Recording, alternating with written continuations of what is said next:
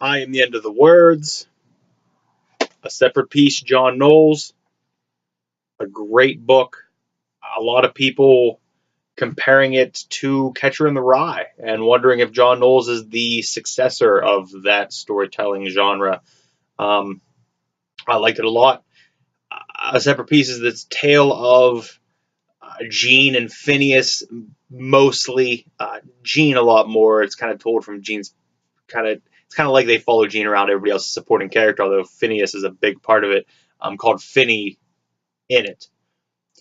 It's a story of the two boys as well as their classmates at school, kind of at a you know another school. They kind of have boarding school almost. It seemed to me during World War II. And Phineas is kind of this super athlete, this incredibly athletic, kind of good at everything, great at convincing people to do things, handsome, witty, and Gene is introverted. Gene is an introvert. He's an intellectual. He does great in classes. He's super smart and bright, but lonely for the most part. And they really click. They become best friends. They kind of start a club together with each other. But in the back of all these things, in the back of all these just minor events, but major to a kid, all these things that are happening when they're becoming best friends, when they're hanging out, when they're, jumping out of a tree into a lake together. The tree plays a big part in the book. When they're inventing sports, inventing games to play with each other, these huge parts that mold them as individuals. That's all going on while World War II is in the backdrop. There's gorgeous lines in here where they speak of how 16-year-old boys are the only free people in the world during World War II because they're too young to go to war. They're too old to be home, so they have total freedom. A couple points this made me rethink about World War II is there is a statement in here that says money is there's a lot of money, but there's nothing to buy.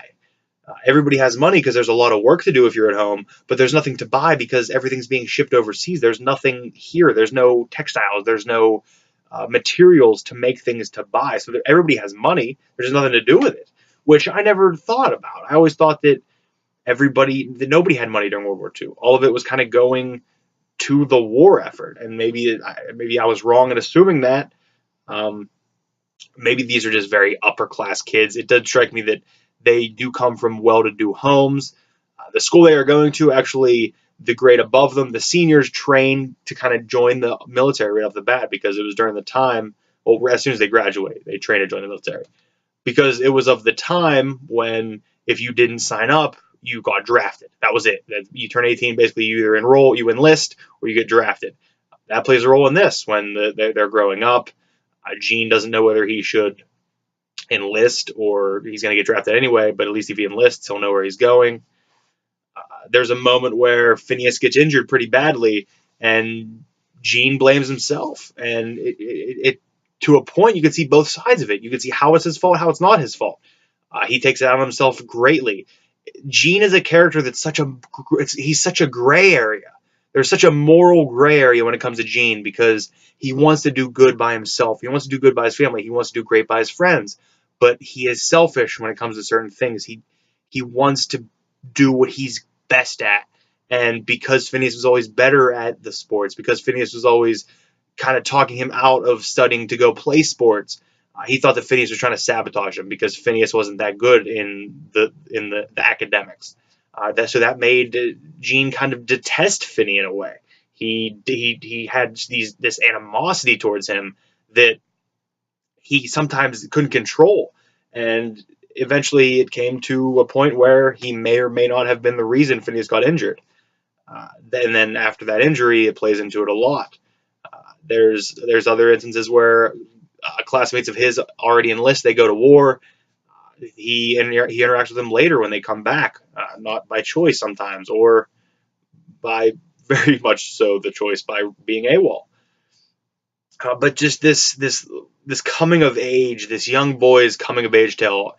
If anybody knows me, I'm a sucker for a coming of age tale, any story that can dive and dig deep into adolescence and grasp the feeling and the thoughts that I could imagine. Because I had to grow up so quickly, I didn't experience or enjoy adolescence as much as I should have. Anything that can bring that back to me, and I can't say it's nostalgia because I don't remember having it, but anything that can instill in me that that's what I'm reading, that's what I'm feeling, that's what I'm breathing in through the pages, I'm a sucker for it. Having that be a period piece with World War II in the background and a commentary on it makes this book twice as good for me. I really enjoy this book. I think John Knowles blew it out. John Knowles blew it out of the park with this. A Separate Piece, John Knowles. My rating for this is a 8.5 out of 10. I really enjoyed this. I really, really enjoyed this, and I recommend it.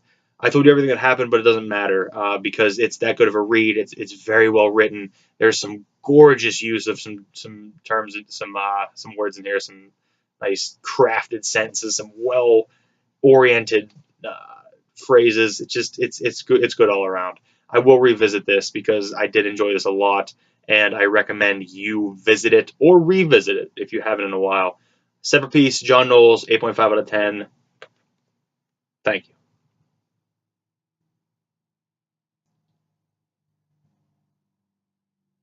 Oh, there's a glare.